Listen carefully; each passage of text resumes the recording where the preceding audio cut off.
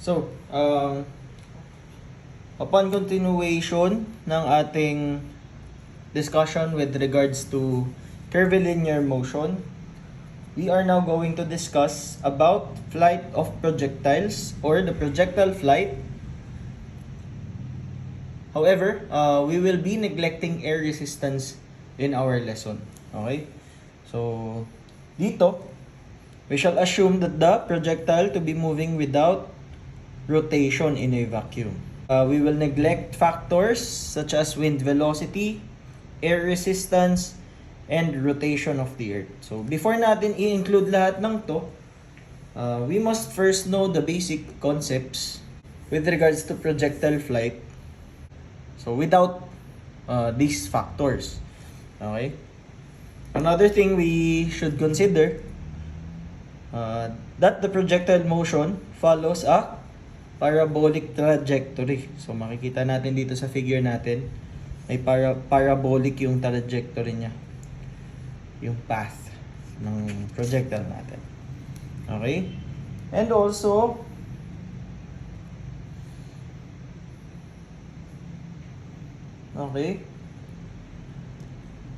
acceleration at all points or position is due to the gravity and is directed downward with the value of g, which is, so here at our projectile projectile flight topic, we will be using the constants 32.2 feet per second squared or 9.8 meters per second squared. Okay, para unified tayo lahat. So everyone that everything or every gravity na variable g na i-take natin will be this constants, 32.2 feet per second squared or 9.8 meters per second squared. It depends on kung anong units yung hinihingi dun sa problem, kung imperial man yan or metric system tayo. Okay? Then also, if air resistance is neglected, we must remember that the rectangular components of acceleration are constant at a sub x is equals to 0. Okay? Bakit a sub x is equals to 0? Naging ax is equals to 0 here is because in this projectile flight, our Vx, okay, will be constant. We will have constant velocity on the x component. Okay? So yung v of x natin, v of x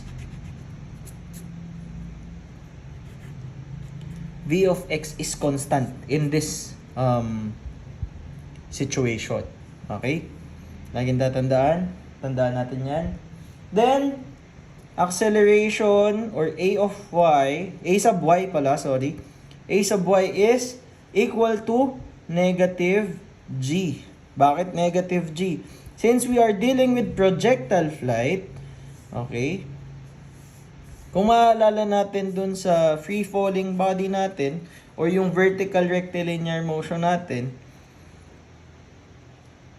pag umangat yung body, ay yung object natin, then bumaba at a ground. Okay.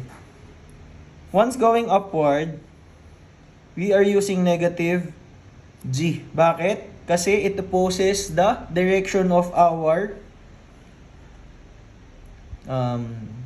object or particle.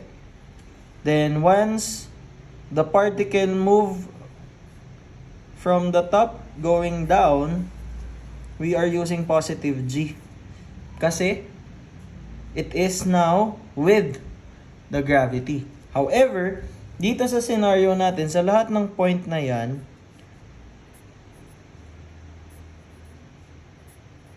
So, sa lahat ng point na yan, our a sub y will be negative g. Okay? So, tandaan natin yan that a sub y is equals to negative g. Okay? Then, if air resistance will not be neglected, ax and ay would become variable and the differential equations of motion will be used to obtain proper equation for projectile. So, dito na papasok yung rectilinear motion natin with variable acceleration. So, kung paano natin sinosolve si rectilinear variable acceleration, ganon din natin makukuha yung acceleration natin and ax and ay natin here kapag kapag yung air resistance will not be neglected. But for this whole topic natin, this whole video, we are going to focus on neglected air resistance. So, it's just a reminder. Paano nga ba tayo magso-solve? So, with this concepts or parameters or notes, paano ba tayo magso-solve for projectile flight? Okay, projectile flight neglecting air resistance. So, the principle of the solution for this topic, for projectile flight neglecting air resistance, is to resolve the curvilinear motion or yung projectile trajectory natin of the path into rectilinear motions along the x and y axis. So, kukunin natin isa-isa x and y components. So, para mas madalian tayong masolve yung mga hinahanap natin, i-align natin siya sa rectilinear motion by using the principles we have from rectilinear motion with constant acceleration. Gagamitin natin siya sa x and y components natin. Okay, x and y components ng bawat point. Kunyari, sa initial position, so yung x and y component niya sa B, sa point B, yung x and y component niya, yan siya. So, kinukuha natin yung x and y components niya. Okay, as we can see here in the figure, we have the point of origin, or yung point O natin. Okay, the initial velocity as this line. So, initial velocity natin, we will denote that as V1. Okay. Then, we have the angle, kung yung angle ng trajectory along the x-axis yung angle natin dito, ha. So, please be mindful on reading the problems of what angle have been provided to you, to the problem or given. Okay?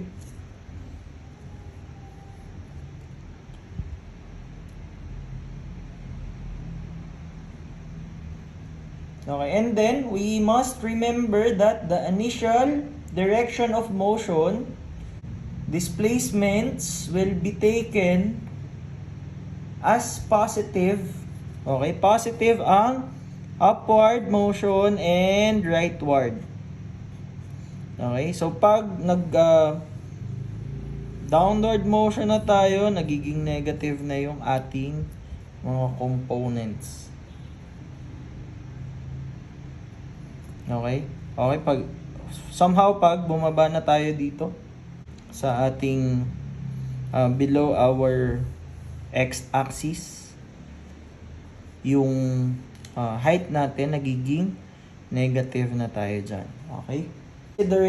Instead of considering the actual path of the projectile, we combine its simultaneous projections upon the x and y axis. So the equations of these rectilinear components of the path are found by substituting the x and y components of the displacement, velocity, and acceleration in the equations for rectilinear motion with constant acceleration as shown in the accompanying table. Okay? So, itong table na to. Kunin natin yung bawat x and y component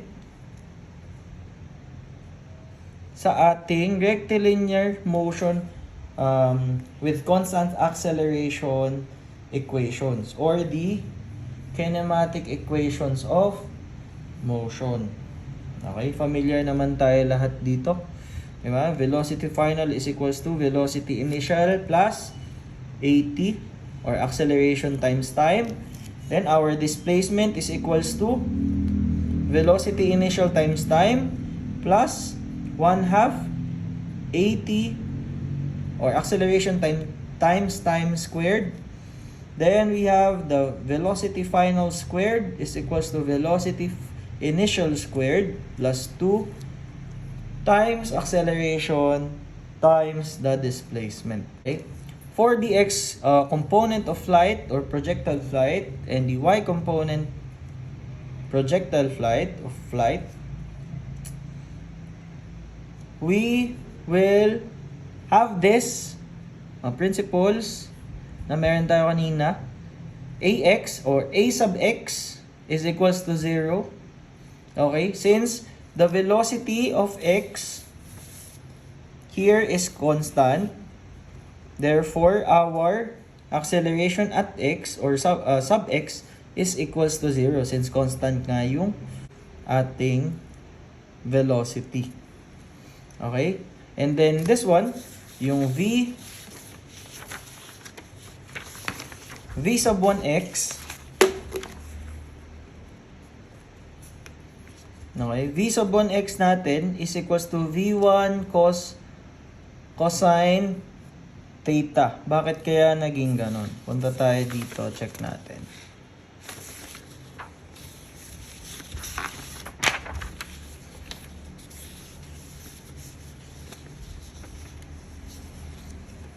Bakit kaya naging ganon? Okay, for v1x, paano nga ba naging v1 cosine tangent? We are going to use SOHCAHTOA. Okay? Since ang meron tayo is v1, so v1, we can also draw this as a right triangle.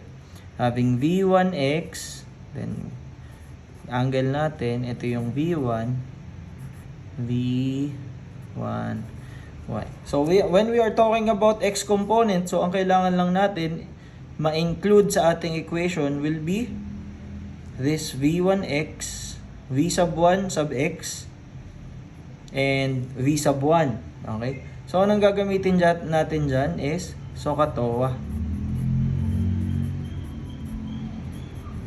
Sa SOHCAHTOA natin, ang pinaka pwede natin gamitin is yung CAH or cosine. This will be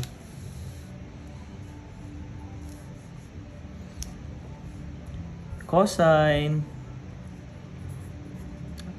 theta is equals to the adjacent of the angle is v1x, v1 sub x over v1. Okay. Then, isolate lang natin.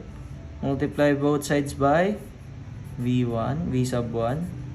So, we will have v sub 1 sub x is equals to v sub 1 cosine theta. So, diyan nakuha natin yung v1 sub x is equals to v1 cosine theta. So, madali na lang natin makuha ang v sub 1 sub x kapag meron tayong angle tsaka meron tayong initial velocity. Okay? So, in order for us to get the v sub 1 sub y, same goes. Gagamitin lang natin si SOH naman. Since ang kailangan nating mga variables ay si v sub 1y, sub y, and si v sub 1. So, this will be sine theta equals to v sub 1 sub y over v sub 1. Then, v sub 1 sub y is v1 sine theta. Okay? So, yan yung reason kung paano nakuha natin si v sub 1 sub y. Okay?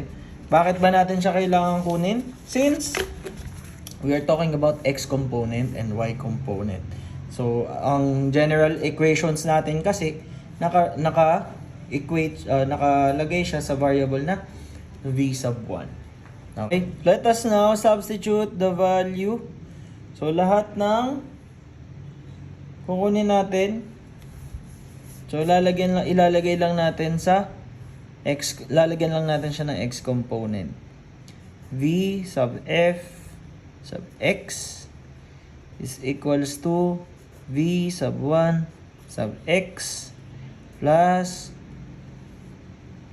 so lahat kasi na makukuha natin dito by x component. So, kailangan naka-x siya.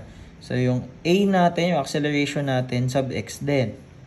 However, dun sa time, since wala naman tayong x and y component sa time will be just time. Okay? So, v sub f of x, or yung final velocity natin sub x, is equals to v sub 1 sub x is equals to v1 v initial cosine theta plus a sub x natin is 0 times time. So, this will be cancelled out. So, for our v sub f sub x is equals to v1 cosine theta. Just like that. Okay? So, the formula that we will be using kapag ginamit natin yan, v sub f sub x is equals to v sub 1 as v sub I cosine theta. Okay? So, that will be for your x component of light sa equation na final velocity is equals to initial velocity plus acceleration times time. So, paano naman kapag dito natin ilalagay? So, yung s natin, gagawin lang natin siyang x kasi yun yung x component natin, di ba? So, substituted x is equals to v1 sub x times time plus 1/2 a x times time squared. Lahat ng pasok dito, papalitan natin. X is equals to v1 cosine angle times time plus 1/2 times 0 times time squared. Magka-cancel out since mamumultiply sa 0. So, hindi na natin siya ilalagay. So, x or your s will be equal to v1 cosine theta times time. So, that's it. So, mark lang natin our x component is equals to v1 cosine theta times time. Okay, naiintindihan? Sana naiintindihan nyo, guys. Okay, then proceed tayo kay third equation. So, third equation natin, substitute lang natin v sub f sub x squared is equals to v sub 1 sub x squared plus 2 ax times x. Okay? So, v sub f sub x squared is equals to V1 cosine theta squared plus 2 times 0 times x. Cancel out natin. Magiging 0 lang to. So, Vx squared V1 cosine theta squared. Okay, so that will be our third equation for the x component.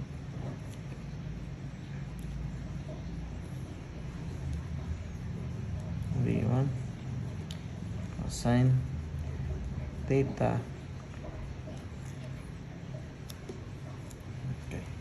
Proceed tayo ngayon kay y component of light. Okay? Ganon din ang gagawin natin. So, isa-substitute lang natin. So, we will just substitute the value here. Okay? First, V of f sub y, V sub f sub y is equals to V sub 1 or V sub I or initial sub y plus ay times time. So, dahil dito, ang ay natin is negative g. Okay? So, then we have V sub 1 sub y is equals to V sub 1 sine theta. Okay? V y is equals to V1 sine theta plus or should I say negative minus g times time. Okay? So, yun na yun. Then, we have the y component. Okay? V sub 1 sub y times time plus 1/2 ay times time squared. Okay? We will have y is equals to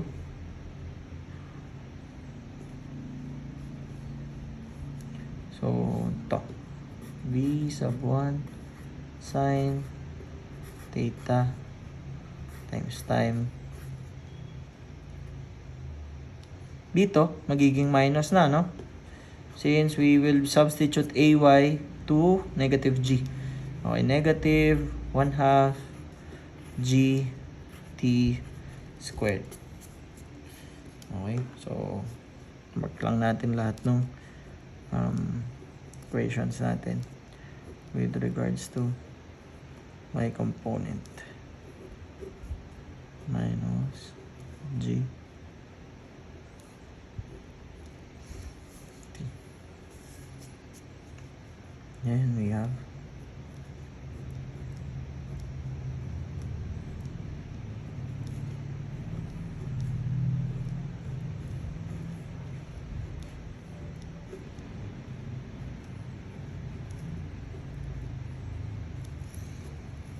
okay.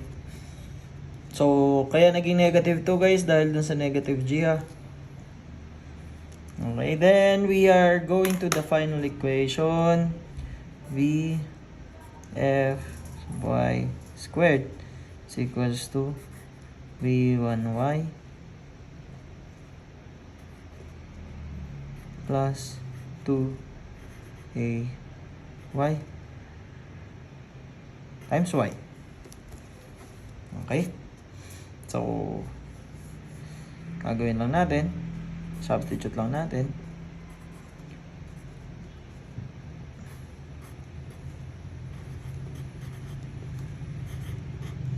V sub 1 sin theta plus minus na minus 2 g y. Okay? So, ito na yan.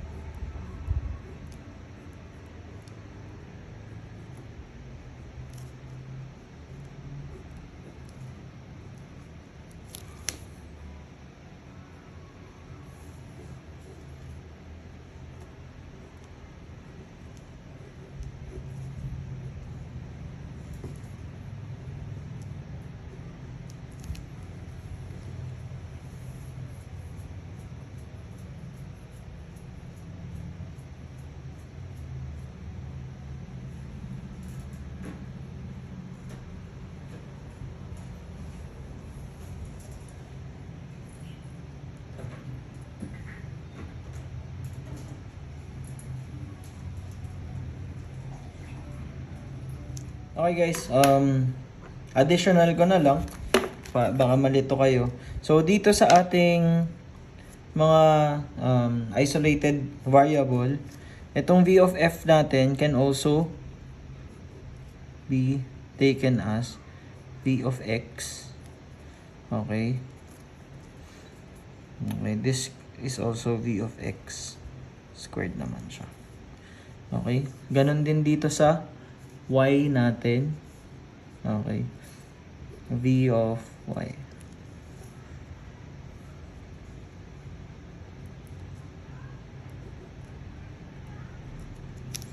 Okay, yung variable sa y, yung velocity natin sa y component natin. Okay, so medyo na isama lang natin yung final velocity since sa rectilinear motion ginagamit natin yung final velocity, but it is just the same as getting the v of x or the velocity at the x component and the velocity at the y component, o yung pinaka velocity natin at that point, at that component. Okay, so yun natin siya para makuha. Okay, let's move to this figure. Okay, D as it is. Okay, mga concept lang natin na kailangan tandaan pag nagte-take tayo ng projectile. Check lang natin yung mga velocity natin, guys. Okay, so initial velocity natin, ito siya, di ba? Okay, meron tayong vertical component and horizontal component. Now, pagdating sa horizontal component, lahat ng dadaanan niyang point, ang vertical component natin will be constant. Kaya nga nabuo si a sub x is equals to 0. Kasi constant velocity. We are running at a constant velocity for projectile flight, neglecting air resistance. Okay? So, consistent tayo. Constant yung v sub 1 sub x natin. So, pagdating sa point A, yung v sub a sub x natin will also be equal to v sub 1 sub x. Okay? V sub a sub x is also equals to v sub a. Bakit? Pagdating sa v sub a sub y natin, kasi na-reach itong point na to, itong point A natin, it is the point where ito na yung pinaka mataas na kayang i-take ng ating projectile. So, ito na yung pinaka height niya. Okay? So, that is the maximum height that the object can reach. Okay? Pagdating doon, our v sub a sub y or yung y component ng velocity natin at that point will be equal to 0. Therefore, yung vector natin sa velocity will just be equal to v sub a, yung velocity natin at a, is equal now to v sub a sub x or our initial velocity. So, lahat yan ang galing sa itong mga vectors natin na to kasi nanggaling yan sa triangle law of vector addition. Okay? So at point A, where the maximum height has been reached, yung y component natin for that point sa velocity will be equal to 0. Then our velocity sa x component natin will just be equal to the initial velocity x component. Okay? Then, moving forward to any point, punta tayo kay point B. So, our v sub x or yung x component ng velocity x component ng point B natin will be just equal to our initial velocity. Same goes pa din. Since we are going at an constant velocity, therefore, we do not have acceleration at the x component. So, ang velocity din natin dito, pababa. So, ang vby natin, pababa na din. Then, proceeding with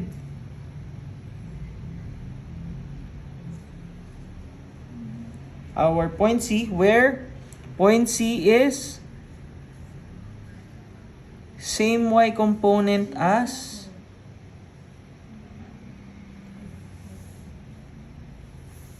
okay, so same sila. So, ang v sub C natin, or yung velocity niya dito, is equal to our velocity initial. Kasi, di ba, pag pantay na siya, may isipin natin, pantay na siya. Therefore, yung speed niya dito, speed niya sa initial, speed niya na din dito sa point na to kasi pantay na sila vertical wise, di ba? Then yung velocity natin will be negative na dito dahil mas mababa na siya sa x component natin. Okay? Same goes pa din ang velocity sa x component natin at C is just the initial velocity at x natin or yung x component natin here. Okay?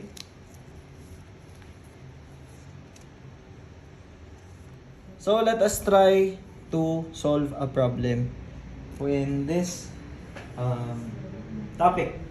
Projectile flight neglecting air resistance. Okay? So the problem is a projectile is fired from the top of a cliff 300 feet high. Okay, 300 feet high. So yan yung una nating clue or given with a velocity of 1,414 feet per seconds directed at 45 degrees to the horizontal. Okay. Find the range on a horizontal plane through the base of the cliff. So, ang sabi, meron daw tayong 300, nagbato daw tayo ng projectile, ng object, 300 feet high above the ground with a velocity of 1,414 feet per seconds. Okay? So, sulat natin as given. Given natin. So, we have y. Diba? 300 feet high yung projectile. So, pwede na natin siyang i-rewrite kasi kung galing dito yung projectile natin, dito nag-end, negative 300 feet na yung ilagay natin. Okay? Then, we have a velocity, initial velocity o VI. Fired daw siya ng 1,414 feet per seconds. Now, directed at an angle or yung theta natin, 45 degree to the horizontal. Kung to the horizontal yan, 45 degree to the horizontal, theta sub x natin. Okay? So, this will be 45. Okay? So, ano naman yung pinapahanap natin sa atin? So, find what? Find the range. Ano ba yung range na tinatawag natin? Okay guys, pag sinabing range, from the first point na nag-initiate yung projectile hanggang sa makadating sa dulo, sa endpoint niya. Yun yung kailangan natin hanapin. So meaning, ang kailangan nating hanapin dito is yung X range X natin. Okay? So yung sa point na to, okay, sa dulo ng point, nung tumigil na yung, nung bumagsak na yung ating projectile, ano ngayon ang layo niya galing sa initial position niya. Okay? So, ang kailangan natin, pag sinabing range, laging tatandaan na, pag sinabing range, initial position to the final position along the x-axis. Okay? Or parallel to the x-axis. So, pag sinabing height natin, maximum height, diba? So, galing sa initial position, papunta dun sa pinakamataas, sa y-axis naman. So, okay? So, in this case, ang hinahanap sa atin ay yung range or yung x natin. So, paano natin gagawin yun? Given tayo ng y component, which is, lumapag siya negative 300 feet from the initial position. Kasi 300 feet high yung ating initial position eh. So, nag-end up yung ating projectile 300 feet below the initial position. So, we have y, v1, v sub 1, or initial velocity at 1,414, directed at an angle 45 degrees to the horizontal or theta x natin. Okay. So, ano bang kailangan natin? Ang kailangan natin is range. Meron tayong formula for range. Di ba? We have v sub 1 cosine theta times time. Unfortunately, wala pa tayong time. So, paano natin mahahanap kaya si time? Dito kaya pwede. Wala tayong time dito. Wala din tayong time dito. So, hindi ito pwedeng dalawa. So, ito, si x din, hinahanap natin dito. So, hindi natin siya pwedeng gamitin. Paano makahanap tayo ng value ng time? Dito kaya, v sub y natin, makukuha natin si v sub y by using this one. Mayroon tayong v1. Hindi naman natin kailangan si v sub y. Ang kailangan natin is time. So, may theta tayo, may v1 v sub 1 tayo. Wala naman tayo nito. So, hindi ito pwede. Okay? Etong v sub y natin, hindi din pwede. Kasi v sub y, wala naman tayo niyan. Tsaka walang time dito sa equation na to. Pwede kaya natin gamitin to? Check natin. May y ba tayo?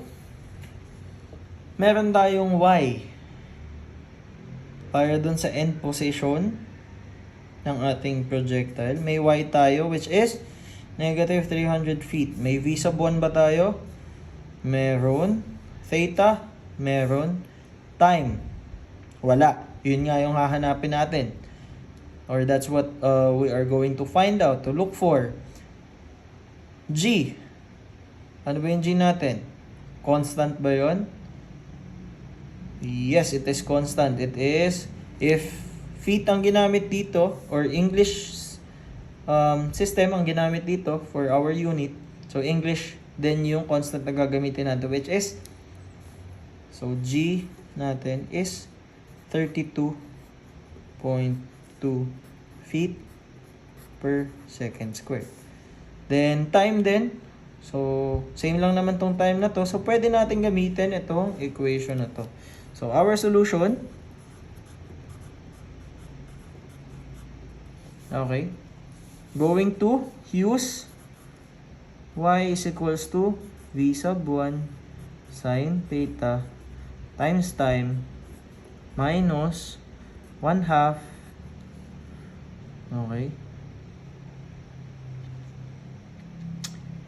g t squared. Okay. So, pwede substitute na natin lahat ng value. We have negative 300 feet is equals to v sub 1 natin, 1,414 Okay, 1414 feet per second. Multiplied to sine 45. Then times time. Eh, wala pa naman tayong time, so we still have this variable left. 1/2 times 32.2 feet per second squared. Then the time squared. Okay. Pwede natin, since we have t squared, t dito, pwede quadratic equation siya, di ba? So, pwede natin gawin, quadratic equation. So, this will be just the c. Okay, kung titingnan natin, kung meron kayong calcu na may mode for quadratic equation, in this case, for Casio FX570 is mode 5.3 ang pinipindot natin. Our A will be the value, okay, for the squared na t natin. So, 32.2 divided by 2 lang siya, equals natin. Then we have this one. Oh, sorry. Negative. Kasi ito, negative to. 32.2 divided by 2.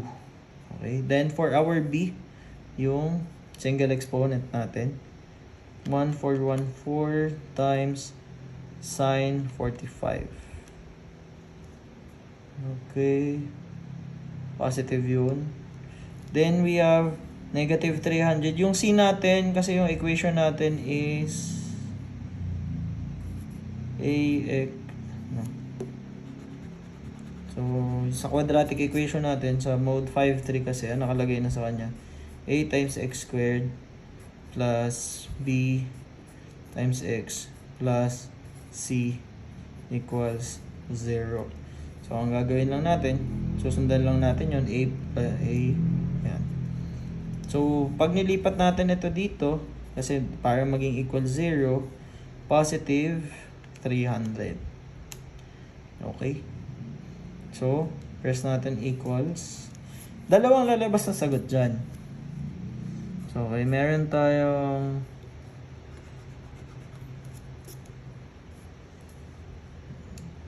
time 1, which is 62.40103.115. Okay, seconds.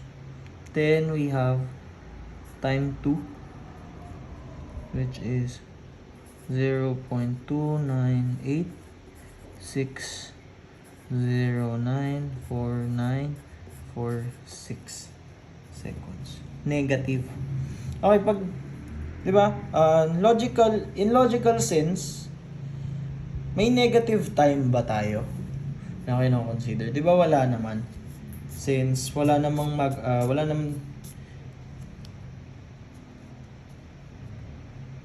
vector quantity yung time natin, di ba? Hindi naman nagkakaroon ng negative time. Ano yun, bumalik ka? So, hindi naman, di ba? So, in logical sense, yes, we can sketch this out. But, in this problem, pwede natin ma-check kung saan ba nanggaling tong 0.29 na to. Ito kasing 0.29 na to, guys. Kasi ang kinompute niya, since quadratic equation, 2 beses tatama, di ba? Dito sa point na to. So, ano ba yung isa? Yung unang tumama kasi, is ito kasi yan. Yung kapantay ng ating final position. Ito siya. Which hindi naman natin kinonsider talaga since dito nga siya nang galing. So, negative time, wala naman yan. So, the answer would be ito. 62.40103.115. So, that is our time. Okay?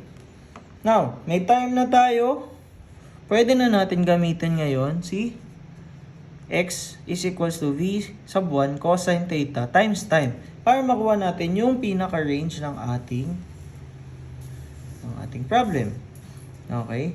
So, for that, x is equals to v sub 1 cosine theta times time. X, v sub 1 natin, 1414 feet per second times cosine 45, okay, times 62.40103115 seconds. Okay. Input lang natin sa calcu. 1414 times cosine 45 times 62.40103115. So, the answer will be 62,391.60788 feet. Okay, so that is our x. So for our final answer, since range lang naman ang hinahanap, so yung range natin round off natin to the nearest 2 decimal places. So 62,391.61 feet. So x or the range.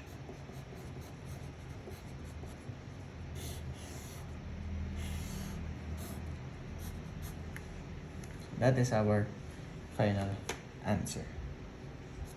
So, ganun lang siya guys. Yung mga problems natin, basically, ang titingnan lang talaga natin is what is the given. Okay? Para hindi tayo malito, let us understand the principles behind kung ano ba talaga yung nangyari. So, ayan siya.